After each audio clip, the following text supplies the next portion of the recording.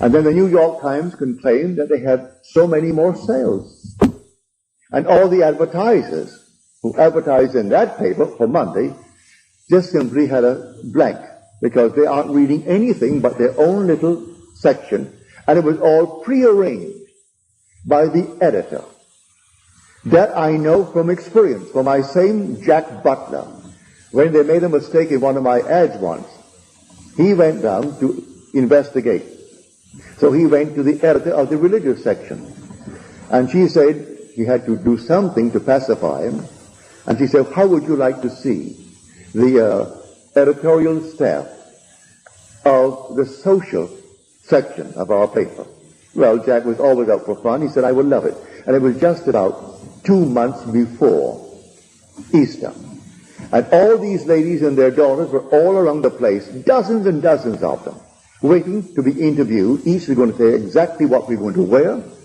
That's been ordered. The dress is all ordered and maybe already delivered. And the kind of a hat, and what church we attend, and where we're going to come out. And the cameras will be there to photograph it.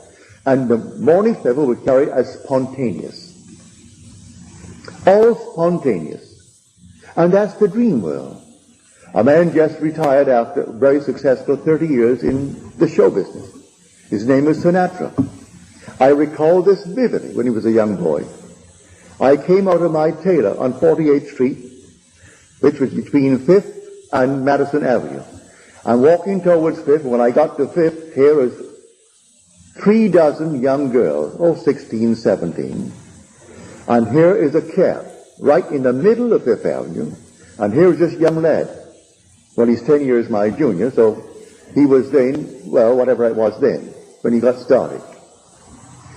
His foot on the runway, the cab stalled, traffic backed up, all the horns are honking, the cop is inquiring, and he is signing autographs to these 30 or more.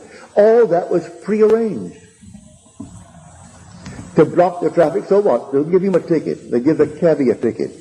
And he'll pay it. It'll cost him what? $50, $100? But the publicity, all that was part of the motion. He kept that going until now. And people think, what a big, wonderful man. That has been promoted from the time that he began to breathe as a young lad, as a singer. And it goes all through our entire dream world. And how do you go? Don't stop it. You can't stop it. It's part of the dream world. I am not telling you of the dream world. I am telling you of the world wherein you will awake. And when you awake, you'll be clothed in your immortal body. And that is heaven. Heaven is not a realm. It's not an area. Wherever you are clothed in your glorified body is heaven, because nothing remains imperfect in your presence. If you walk through the petrified forest, it would all burst into foliage. If you walk in the desert would blossom. Everything would become beautiful. And things long dead, or not even visible, will suddenly appear because you walk by. So wherever you go, clothed in your glorified body, which comes with your resurrection, makes every place that you go perfect. For wherever you are, things must be perfect. That's what we are celebrating this week. But they aren't telling it that way. They're telling of a little man who died a horrible death 2,000 years ago. And then they took him down from the tree and then put him in a tomb. But God raised him from the dead. You are the one spoken of, and you are still hanging on that tree in a way, for you are nailed upon this body. And the nails are vortices. 6 vortices. A vortex, a vortex, a vortex, a vortex, and both feet. And they are whirling vortices that nailed you here. And may I tell you from my own experience, it was sheer ecstasy. It wasn't painful. There was no pain whatsoever. Sheer ecstasy. And then oblivion. And that oblivion was a complete forgetfulness of the being that you are. And you are buried in your skull. And in that skull you dream the dream of life, as you're dreaming it now. And because it is a dream, if you know it's a dream, you can dream anything to be. If you know it's a dream.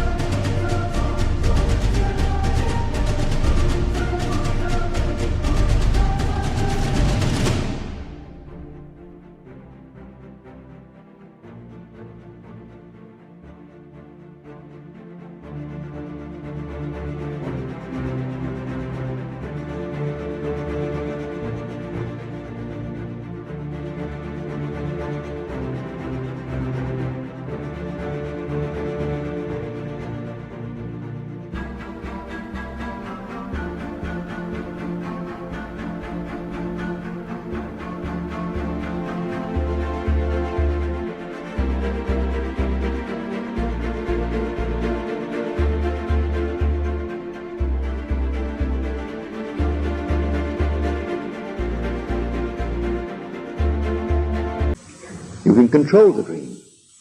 So what would the feeling be like if it were true?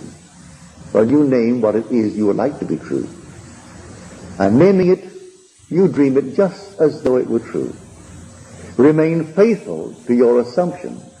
And that assumption of yours, though at the moment appears to be false and denied by your senses, if you persist in it, it will harden.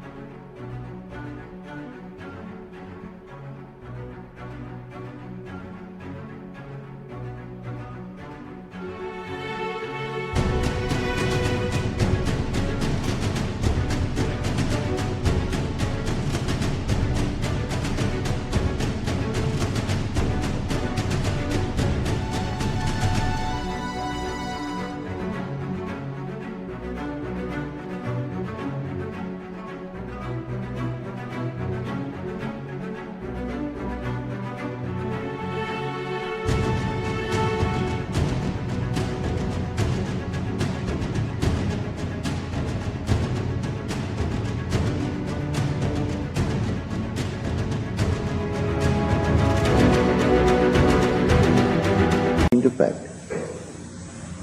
This is the story, and I am telling you what I know that I have experienced.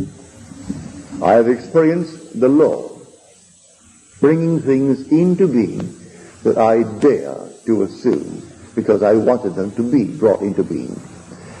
And the other, which is the fulfillment of God's promise. For I was that Abraham, so are you. And we were shown the gospel beforehand. We were given a preview of it.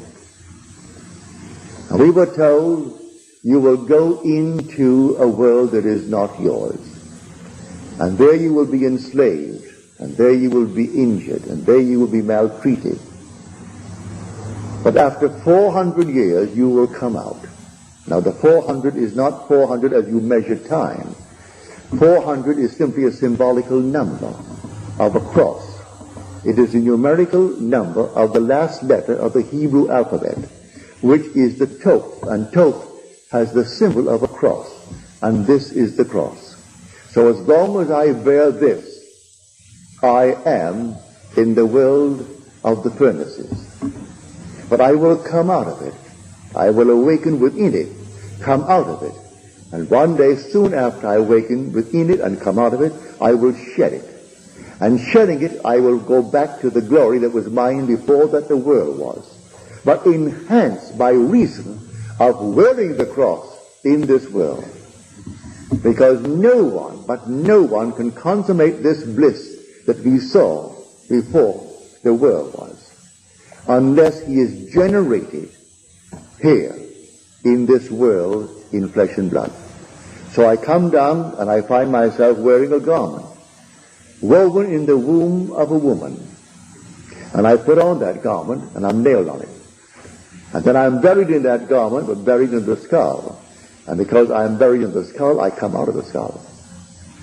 And when I come out of that skull, still wearing the garment, for a little interval of time to tell and share it with my brothers, to encourage them to continue, no matter what happens, to continue.